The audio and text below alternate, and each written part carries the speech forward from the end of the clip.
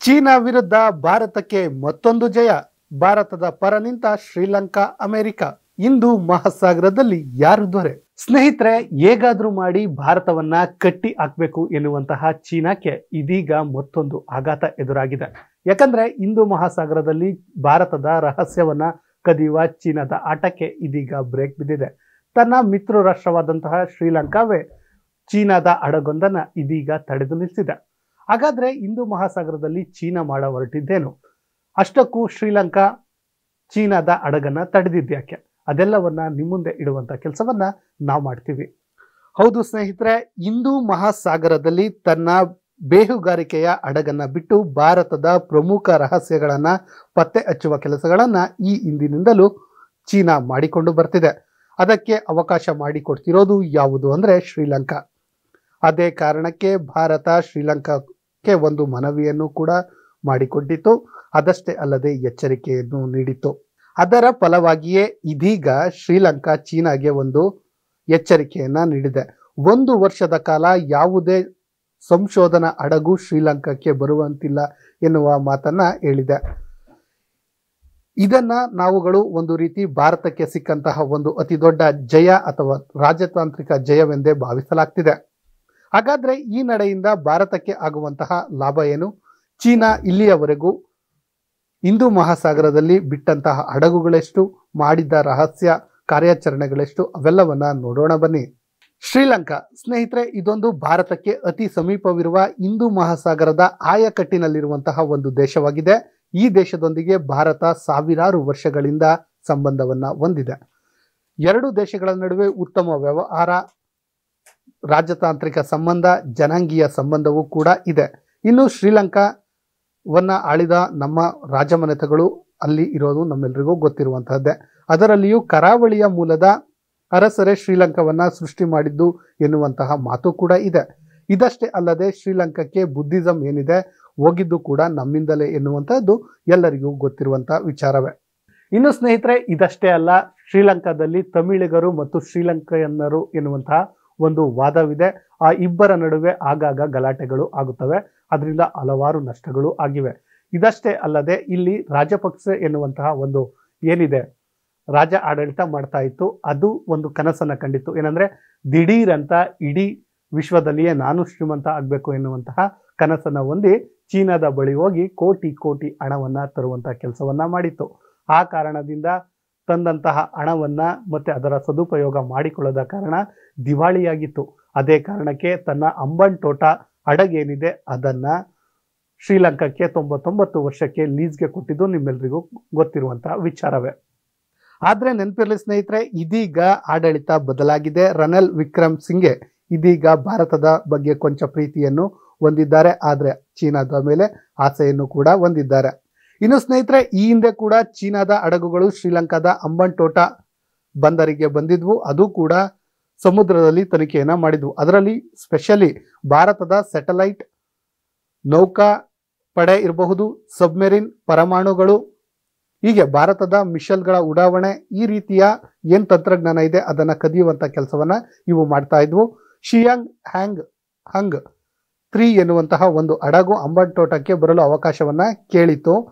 ಅಲ್ಲದೆ ಸ್ವಲ್ಪ ದಿನ ನಾನು ಅಲ್ಲಿದ್ದು ನಂತರ ಆ ಹಡಗನ್ನ ಮುಂದೆ ನಾವು ದೇಶಗಳಿಗೆ ಕಳಿಸುವುದಾಗಿ ಕೇಳಿತ್ತು. ಆದ್ರೆ ಶ್ರೀಲಂಕಾ ಈ ಬಾರಿ ಅದಕ್ಕೆ ಅವಕಾಶವನ್ನ ನೀಡಿಲ್ಲ. ಯಾವುದೇ ಕಾರಣಕ್ಕೆ 1 ವರ್ಷದವರೆಗೂ ಯಾವುದೇ ಸಂಶೋಧನಾ ಹಡಗುಗಳು ನಮ್ಮ ದೇಶಕ್ಕೆ ಬರುವಂತಿಲ್ಲ ಎಂದು ಶ್ರೀಲಂಕಾದ ವಿದೇಶಾಂಗ ಸಚಿವರೇ ಹೇಳಿದ್ದಾರೆ. ಇದಷ್ಟೇ ಅಲ್ಲದೆ ಶ್ರೀಲಂಕಾಕ್ಕೆ ಒಂದು ಮನವಿ ಜೊತೆ ಒಂದು ಎಚ್ಚರಿಕೆಯನ್ನು ನೀಡಿತು. ಈ ರೀತಿಯ ಕೆಲಸಗಳು ಭಾರತಕ್ಕೆ ಸಹಿಸಲಾಗದಂತಹ ಕೆಲಸಗಳಾಗಿರ್ತವೆ ಎನ್ನುವಂತಹ ಮಾತು. ಆದ್ರೆ ಒಂದು ವಿಚಾರ ನೆನಪಿರ್ಲಿ ಸ್ನೇಹಿತರೆ, ಶ್ರೀಲಂಕಾ ಮತ್ತು ಮಾಲ್ಡೀವ್ಸ್ ಎರಡರ ಪರ್ಮಿಷನ್ ಕೂಡ ಈ ಚೀನಾ ಕೇಳಿತು. ಇದೀಗ ಶ್ರೀಲಂಕಾ ಕೊಡೋದಿಲ್ಲ ಎಂದಿದೆ. ಆದ್ರೆ ಮಾಲ್ಡೀವ್ಸ್ ಏನ್ ಮಾಡುತ್ತೆ ಎನ್ನುವಂಥದ್ದು ಮುಂದಿನ ಪ್ರಶ್ನೆಯಾಗಿದೆ. ಯಾಕಂದ್ರೆ ಇದೀಗ ಮಾಲ್ಡೀವ್ಸ್ ನಲ್ಲಿರುವಂತಹ ಅಧ್ಯಕ್ಷ ಏನಿದ್ದಾರೆ ಅವರು ಚೀನಾಗೆ ಹೆಚ್ಚು ಆದ್ಯತೆಯನ್ನ ಕೊಡ್ತಾ ಇದ್ದಾರೆ. ಇನ್ನು ಇಷ್ಟಷ್ಟೇ ಅಲ್ಲ ಸ್ನೇಹಿತರೆ, ಈ ಚೀನಾ ಬೇಹುಗಾರಿಕೆ ಹಡಗುಗಳನ್ನ ನೋಡೋದಾದ್ರೆ 2009ರಲ್ಲಿ 58ಕ್ಕೂ ಹೆಚ್ಚು ಹಡಗುಗಳನ್ನ ಈ ಚೀನಾ ಏನಿದೆ ಸಮುದ್ರಗಳಿಗೆ ಇಳಿಸಿತ್ತು. 2023ರಲ್ಲಿ 25ಕ್ಕೂ ಹೆಚ್ಚು ಯುದ್ಧ ಹಡಗುಗಳನ್ನ ಇಳಿಸಿರೋದು ನಿಮಗೆ ಗೊತ್ತಿರಲಿ. ಇನ್ನು 2019ರಲ್ಲಿ ಶಿಯಾಂಗ್ ಒನ್ ಎನ್ನುವಂತಹ ಹಡಗೇನಿದೆ ಹಿಂದೂ ಮಹಾಸಾಗರಕ್ಕೆ ಬಂದಿತ್ತು. ಅದು ಕೂಡ ನಮ್ಮ ಪೋರ್ಟ್ ಬ್ಲೇರ್ ಏನಿದೆ ಅಲ್ಲಿ 460 ಕಿಲೋಮೀಟರ್ ಪೂರ್ವದಲ್ಲಿ ಬೇ ಆಫ್ ಬೆಂಗಾಲ್ ಏನಿದೆ ಅಲ್ಲಿ ಆಗಮಿಸಿತು. ಆದರೆ ನಮ್ಮ ಭಾರತೀಯ ನೌಕಾಪಡೆ ಅದನ್ನು ಹಿಮ್ಮೆಟ್ಟಿಸುವಂತಹ ಕೆಲಸವನ್ನು ಕೂಡ ಮಾಡಿತ್ತು. ಇದಷ್ಟೇ ಅಲ್ಲ ಸ್ನೇಹಿತರೆ, ಈಗಲೂ ಕೂಡ ಈ ಚೀನಾದ 12 ಅಂಡರ್ ವಾಟರ್ ವೆಹಿಕಲ್ಸ್ಗಳು ಏನಿದೆ 6500 ಕಿಲೋಮೀಟರ್ಗಳನ್ನು ಸಂಚರಿಸಿ ಮಾಹಿತಿಯನ್ನು ಸಂಗ್ರಹಿಸಿದ್ದಾವೆ ಎನ್ನುವಂತಹ ಮಾಹಿತಿ ಕೂಡ ಕೇಳಿ ಬರ್ತಿದೆ. ಇದಷ್ಟೇ ಅಲ್ಲ ಸ್ನೇಹಿತರೆ, ಈ ಶಿಯಾಂಗ್ ಹಾಂಗ್ 5 ಏನಿದೆ ಅದು ಕೂಡ ಭಾರತದ ಸೀಕ್ರೆಟ್ ಏನಿದೆ ಅದನ್ನು ಕದಿಯಲು ಮುಂದಾಗಿತ್ತು. ಈ ಹಿಂದೆ ನಾವು ಮಿಸೈಲ್ ಅನ್ನು ಉಡಾವಣೆ ಮಾಡಬೇಕಾದ್ರೆ ಇದು ಬಂದಿತ್ತು. ಆದರೆ ಭಾರತ ಸ್ಯಾಟಲೈಟ್ ಗಾರ್ಡ್ ಎನ್ನುವಂತಹ ಒಂದು ವೆಪನ್ ಅನ್ನು ಬಳಸಿ ಅದನ್ನು ತಡೆಯಲು ಯಶಸ್ವಿಯಾಗಿತ್ತು. ಇನ್ನು ಸ್ನೇಹಿತರೆ, ಈ ಬಗ್ಗೆ ಚೀನಾವನ್ನ ಕೇಳಿದ್ರೆ ಚೀನಾ ಹೇಳುವುದೊಂದೇ, ನಾವು ಪ್ರಕೃತಿಯ ವಿಕೋಪ ಏನಿದೆ ಅದನ್ನು ಅಧ್ಯಯನ ಮಾಡಲು ಇಂತಹ ಹಡಗುಗಳನ್ನು ಕಳಿಸಲಾಗುತ್ತದೆ ಎನ್ನುವಂತಹ ಮಾತನ್ನ ಹೇಳ್ತಿದೆ.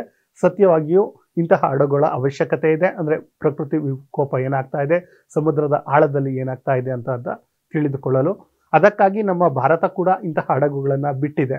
ಆದರೆ ಚೀನಾ ತನ್ನ ನರಿ ಬುದ್ಧಿಯನ್ನು ಇದರಲ್ಲೂ ಮಾಡ್ತಾ ಇದೆ. ಏನಂದ್ರೆ ಈ ಹಡಗುಗಳನ್ನು ನಿಯಂತ್ರಿಸುವ ಅಥವಾ ಅವುಗಳ ಮೇಲ್ವಿಚಾರಣೆ ಮಾಡುವಂತಹದ್ದು ಚೀನಾದ ಒಂದು ಸೇನೆ ಏನಿದೆ ಅದಕ್ಕೆ ಸಂಬಂಧಪಟ್ಟಂತಹ ಒಂದು ಸಂಸ್ಥೆ ಇದನ್ನ ಮಾಡ್ತಾ ಇದೆ. ಅಂದ್ರೆ ಇಲ್ಲಿ ಸಿಗುವಂತಹ ಮಾಹಿತಿಯನ್ನ ಡೈರೆಕ್ಟ್ ಆಗಿ ಸೇನೆಗೆ ಕಳಿಸೋದ್ರಿಂದ ಇದೊಂದು ದೊಡ್ಡ ಅಪಾಯ ಎನ್ನುವಂಥದ್ದು ಇಡೀ ವಿಶ್ವವೇ ಹೇಳುತ್ತಿರುವಂತಹ ಮಾತಾಗಿದೆ. ಇನ್ನು ಸ್ನೇಹಿತರೆ, ಈ ಹಡಗುಗಳಲ್ಲಿ ರಿಯಲ್ ಟೈಮ್ ಡಾಟಾ ಶೇರಿಂಗ್ ವ್ಯವಸ್ಥೆ ಕೂಡ ಇದೆ. ಇಂಟರ್ ಕಾಂಟಿನೆಂಟಲ್ ಮಿಷನ್ ಏನಿದೆ ಅದರ ಸೀಕ್ರೆಟ್ ಅನ್ನು ಕೂಡ ಕದಿಯುವಂತಹ ಸಾಧ್ಯತೆ ಇದೆ ಅಂತ ಹೇಳಲಾಗ್ತಿದೆ.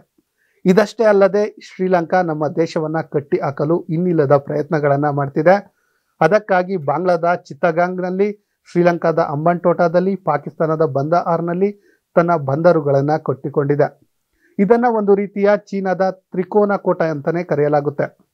ಆದ್ರೆ ಒಂದು ವಿಚಾರ ಗೊತ್ತಿರಲಿ ಸ್ನೇಹಿತರೆ, ಇಡೀ ವಿಶ್ವದಲ್ಲಿ ಅಮೆರಿಕವನ್ನ ಬಿಟ್ರೆ ಅತಿ ದೊಡ್ಡ ನೌಕಾಪಡೆ ಹೊಂದಿರುವಂತಹ ದೇಶ ಯಾವುದು ಅಂದ್ರೆ ಅದು ಕೂಡ ಚೀನಾವೇ. ಆದ್ರೂ ಕೂಡ ಚೀನಾಗೆ ಭಾರತದ ಶಕ್ತಿಯ ಬಗ್ಗೆ ಪರಿವಿಲ್ಲ. ಆ ಕಾರಣಕ್ಕಾಗಿ ಭಾರತದಲ್ಲಿರುವಂತಹ ಏನು ಸೀಕ್ರೆಟ್ಗಳಿವೆ ಅವುಗಳನ್ನ ಕದಿಯಲು ಪ್ರಯತ್ನ ಪಡ್ತಾ ಇದೆ.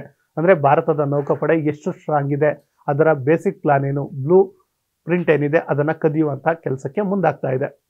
ಇದಷ್ಟೇ ಅಲ್ಲದೆ ಮತ್ತೊಂದು ಅನುಮಾನ ಕೂಡ ಈ ನಮ್ಮ ಚೀನಾ ಏನಿದೆ ಅದಕ್ಕೆ ಅನುಮಾನ ಏನಪ್ಪಾ ಅಂದ್ರೆ ಭಾರತದ ಅಂಡಮಾನ್ ನಿಕೋಬಾರ್ನಲ್ಲಿ ಏನಾದ್ರೂ ಈ ಅಮೆರಿಕ ಫಿಶ್ ಹುಕ್ಗಳ ನಿರ್ಮಾಣ ಮಾಡಿದೆಯಾ ಎನ್ನುವಂತಹ ಅನುಮಾನ ಬಂದಿದೆ. ಅದೇ ಕಾರಣಕ್ಕೆ ಅದನ್ನ ಅಧ್ಯಯನ ಮಾಡಲು ಇಂತಹ ಹಡಗುಗಳನ್ನ ಕಳಿಸಲಾಗ್ತಿದೆ. ಒಟ್ಟಿನಲ್ಲಿ ಸ್ನೇಹಿತರೆ, ಈ ಚೀನಾದ ಹಡಗುಗಳೇನಿವೆ ಅವು ಕೇವಲ ಭಾರತಕ್ಕಷ್ಟೇ ಅಲ್ಲ ಅಮೆರಿಕಕ್ಕೂ ತೊಂದರೆ ಅನ್ನುವುದಂತೂ ಸತ್ಯ. ಒಟ್ಟಿನಲ್ಲಿ ಇದೀಗ ಶ್ರೀಲಂಕಾ ಇದೆ, ಇಲ್ಲಿ ಚುನಾವಣೆಗಳು ಎದುರಾಗಿವೆ. ಇಂತಹ ಸಮಯದಲ್ಲಿ ಈ ರನಿಲ್ ವಿಕ್ರಮ್ ಸಿಂಘೆ ಏನಿದ್ದಾರೆ ಒಂದು ಅದ್ಭುತ ನಿರ್ಧಾರವನ್ನೇ ತೆಗೆದುಕೊಂಡಿದ್ದಾರೆ.